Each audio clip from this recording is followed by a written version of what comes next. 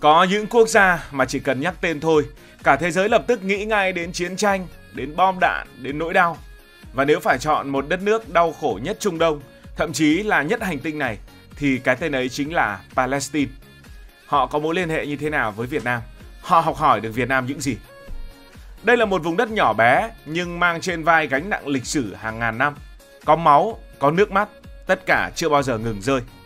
Ngày hôm nay chúng ta sẽ cùng đi qua câu chuyện về Palestine, từ địa lý, lịch sử cho đến đời sống con người, để hiểu vì sao họ được gọi là dân tộc đau khổ nhất trên hành tinh. Trước hết hãy mở tấm bản đồ của bạn ra và thử tìm Palestine. Khác với những gã khổng lồ Trung Đông như là Ả Rập Xê Út, Iran, Iraq, rộng hàng triệu cây số vuông, Palestine chỉ là một mảnh đất nhỏ xíu nằm ở ven Địa Trung Hải. Lãnh thổ của người Palestine hiện nay gồm hai phần tách rời, đó là bờ Tây và dải Gaza. Bờ Tây có diện tích khoảng 5.600 km vuông, tức là còn nhỏ hơn nhiều tỉnh của Việt Nam, nhỏ hơn tỉnh Hà Tĩnh một chút. Đây là nơi sinh sống của hơn 3,2 triệu người Palestine. Thành phố Ramallah là trung tâm hành chính, còn Đông Jerusalem được coi là thủ đô tượng trưng. Phần thứ hai đó là dải Gaza. Các bạn thường nghe qua các chương trình thời sự rồi. Dải Gaza thậm chí còn nhỏ hơn, toàn bộ diện tích chỉ khoảng 365 km vuông, tức là bây giờ có khi chỉ tương đương với một số đơn vị hành chính, cấp phường, cấp xã của Việt Nam. Dân số là khoảng 2,3 triệu người, tức là diện tích rất nhỏ nhưng dân số rất đông, khiến nơi đây trở thành một trong những khu vực có mật độ dân cư cao nhất trên hành tinh, hơn 6.000 người trên mỗi km vuông. Nhưng điều bi kịch là hai vùng đất này của người Palestine thì không hề liền với nhau. Gaza ở sát bờ biển phía nam của Israel, còn bờ Tây thì nằm chếch lên phía đông, giáp với Jordan. Không liền nhau nghĩa là muốn đi từ nơi này sang nơi kia, người Palestine phải đi qua lãnh thổ Israel, hoặc qua những khu vực khác, qua hàng chục trạm kiểm soát, qua những bức tường ngăn cách cao hơn chục mét. Và đau đớn hơn cả, tất cả các cửa khẩu đường bộ, đường biển, đường không đều không nằm trong tay của người Palestine mà nằm trong tay của Israel.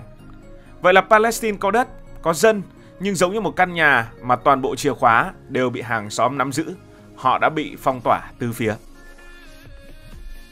Palestine không phải đến bây giờ mới đau khổ mà họ đau khổ từ lịch sử. Đây không chỉ là một đất nước nhỏ bé mà còn là vùng đất linh thiêng bậc nhất của nhân loại. Thành phố Jerusalem nằm trong đó, nơi hội tụ ba tôn giáo lớn nhất thế giới. Với người Do Thái thì đây là đất hứa mà Chúa đã ban. Với người Kitô, đây là nơi Chúa Giêsu bị đóng đinh và phục sinh. Với người Hồi giáo, đây là nơi nhà tiên tri Mohammed lên trời.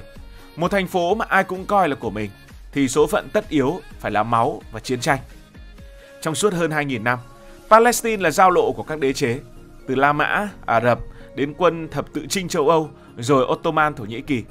Người Palestine gốc Ả Rập sinh sống từ đây trong nhiều thế kỷ. Họ làm nông, họ buôn bán, họ lập làng mạc, lập các khu định cư. Nhưng lịch sử sang trang vào thế kỷ 20. Sau Thế chiến thứ hai, hàng triệu người Do Thái bị Đức Quốc xã hại, thế giới đã đồng cảm. Và năm 1948, Liên Hợp Quốc đã lấy vùng đất Palestine rồi lại chia ra để tạo ra cho Israel một vùng đất. Với người Do Thái, đó là sự tái sinh. Nhưng với người Palestine, đó là mất đất, đó là thảm kịch.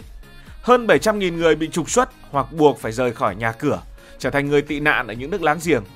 Nỗi đau ấy đã truyền từ đời này sang đời khác, biến thành bi kịch không dứt.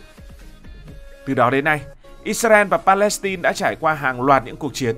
Năm 48, năm 67, năm 73, rồi rất nhiều những cuộc chiến khác.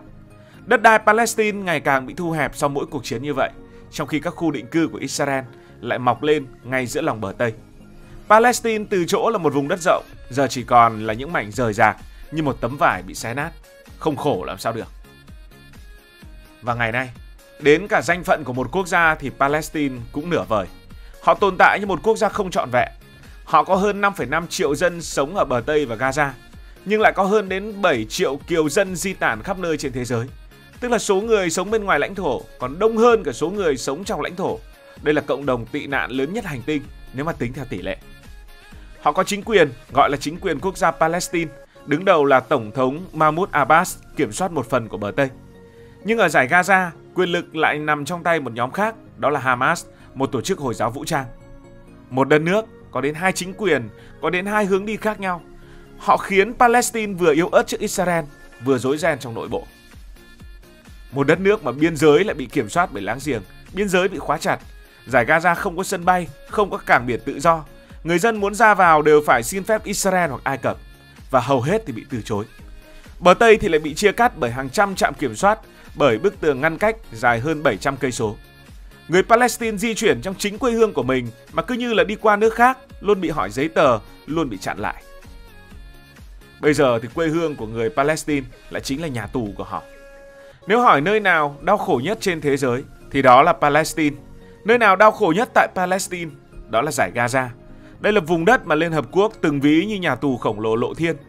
Điện chỉ có vài tiếng mỗi ngày, nước sạch thì gần như không có, phần lớn là nước bị ô nhiễm hết rồi. Đa phần người dân thì thất nghiệp, bệnh viện thì thiếu thuốc, thiếu thiết bị, nhiều bác sĩ không được ra ngoài học hỏi. Và thậm chí là thiếu luôn cả đồ ăn trong thời điểm này. Trong khi đó bom đạn vẫn rình rập, chỉ cần một cuộc xung đột bùng lên, hàng nghìn quả rocket, tên lửa sẽ dội xuống. Nhà cửa, trường học, bệnh viện tất cả đều không còn nữa. Người dân thì chạy không thoát bởi vì bốn phía đều bị chặn. Gaza chẳng khác nào một cái nồi áp suất chỉ chờ phát nổ mà thôi. Thế nhưng giữa bom đạn, người Palestine vẫn kiên cường giữ bản sắc. Họ nổi tiếng là một dân tộc hiếu học, tỷ lệ biết chữ lên đến 97%, cao hơn nhiều nước Ả Rập khác. Dù nghèo khó, cha mẹ vẫn coi việc học hành là con đường duy nhất để con cái thoát khỏi số phận tù túng. Văn hóa Palestine cũng thể hiện rõ ràng với chiếc khăn quàng đen trắng, biểu tượng của phong trào đấu tranh. Trong âm nhạc, thơ ca cũng đầy khát vọng tự do. Người Palestine dù phải sống tản mát khắp nơi vẫn hướng về quê hương, vẫn giữ cái tên Palestine ở trong tim của mình. Trên trường quốc tế, Palestine bây giờ đã được hơn 150 quốc gia công nhận. Với những cập nhật gần đây, một số quốc gia phương Tây đã công nhận Palestine, nhưng họ chưa có một chiếc ghế chính thức tại Liên Hợp Quốc vì Mỹ liên tục phủ quyết. Họ tồn tại nhưng như một quốc gia nửa vời. Họ có quốc kỳ, có chính quyền, có dân số nhưng lại chưa có đủ quyền lực quốc tế. Nhìn lại mới thấy Palestine chính là đất nước khổ nhất Trung Đông và khổ nhất trên thế giới. Họ khổ bởi họ gánh trọn mọi bi kịch. Địa lý thì nhỏ bé, bị kẹp giữa các thế lực. Lịch sử thì đầy máu lửa, từ những thảm kịch năm 1948 mất đất đến những cuộc chiến triền miên. Chính trị thì chia rẽ, một nhà mà hai chủ. Đời sống thì nghèo khó, thiếu thốn, bệnh tật, thiếu tự do. Tâm lý thì triền miên đau đáu. Cả thế giới biết họ tồn tại, nhưng không mấy người cho phép họ được sống như một quốc gia đúng nghĩa. Người ta vẫn nói rằng trên thế giới, Syria khổ vì nội chiến, Iraq đau đầu vì chiến tranh, Yemen đau đầu vì đói kém. Nhưng Syria, Iraq và Yemen ít nhất vẫn là những quốc gia có chủ quyền, có ghế ở Liên Hợp Quốc, được công nhận. Còn Palestine tồn tại mà như không tồn tại, đó mới là nỗi đau dằng dặc của đất nước này. Và Palestine cũng có những mối quan hệ rất gần gũi với Việt Nam. Nhắc đến Palestine, người ta không thể quên ông Yasser Arafat, lãnh tụ tối cao của Tổ chức Giải phóng Palestine, viết tắt là PLO, người đã trở thành biểu tượng của cuộc đấu tranh giành độc lập. Ông Arafat trong ký ức của mình là một nhân vật thường xuyên xuất hiện trong các bản tin thời sự với một hình ảnh rất thiện cảm. Ông sở hữu một chiếc khăn đen trắng luôn quàng trên vai. Ông Arafat hiện lên như hình ảnh kiên cường của cả một dân tộc nhỏ bé nhưng quyết không chịu khuất phục. Ít ai biết rằng trong hành trình ngoại giao của mình, ông đã có mối quan hệ vô cùng gắn bó với Việt Nam. Vào những năm 60, những năm 70, Việt Nam là tâm điểm của phong trào giải phóng dân tộc toàn cầu. Cả thế giới nhìn vào cuộc kháng chiến chống Mỹ của người Việt Nam và coi đó là tấm gương cho những dân tộc yếu thế đang tìm đường thoát khỏi ách áp bức. Ông Arafat và người Palestine cũng không phải ngoại lệ.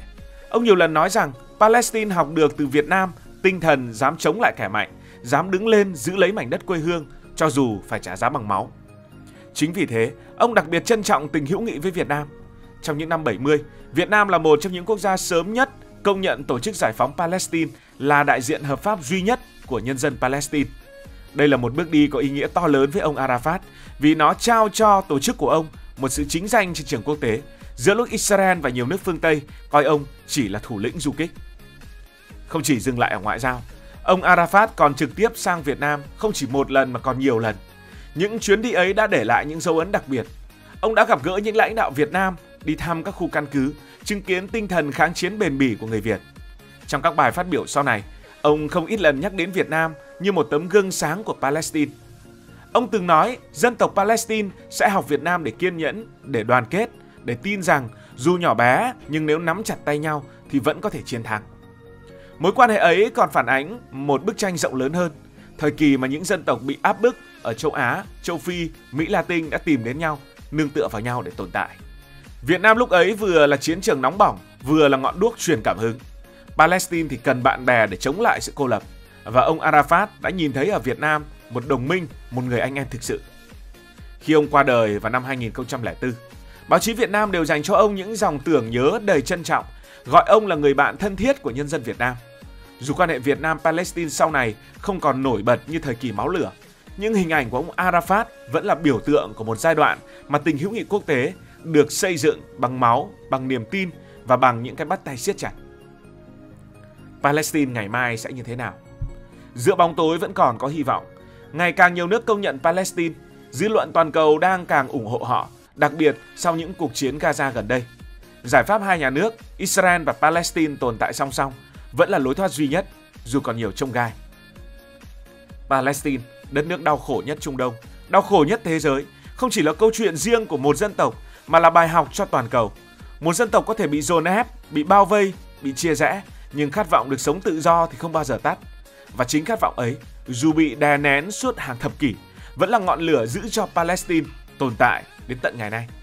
Cảm ơn vì đã quan tâm theo dõi câu chuyện này.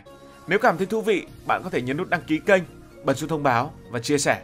Còn bây giờ thì xin được nói lời chào tạm biệt. Cảm ơn các bạn đã dành sự đồng hành cùng Hải Thanh Story.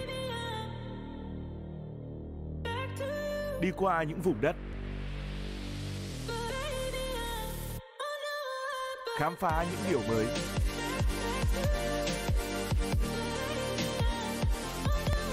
Đừng ngần ngại, hãy để lại những góp ý và xin được hẹn gặp lại.